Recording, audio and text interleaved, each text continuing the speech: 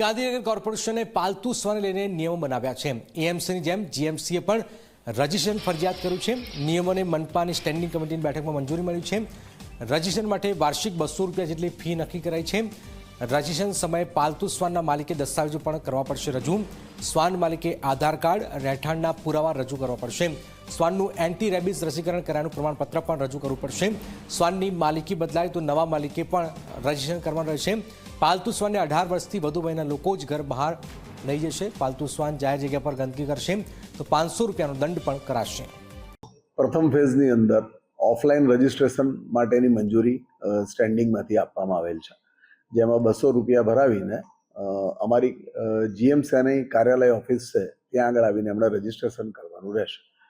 જેમાં માલિકના અમુક નીતિ નિયમો બનાવ્યા છે કે 18 વર્ષથી નીચેનો વ્યક્તિ એને લઈને બહાર ન જઈ શકે। વેક્સિનેશન કમ્પલસરી જરૂરી છે।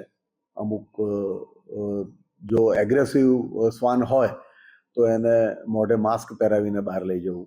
એના દ્વારા કંઈ પણ અસ્વચ્છતા થાય તો એની જવાબદારી માલિકની રહેશે। શ્વાનની માલિકી બદલાય તો પણ એનું રજીસ્ટ્રેશનમાં આવીને ફરી નામ લખાવવાનું રહેશે।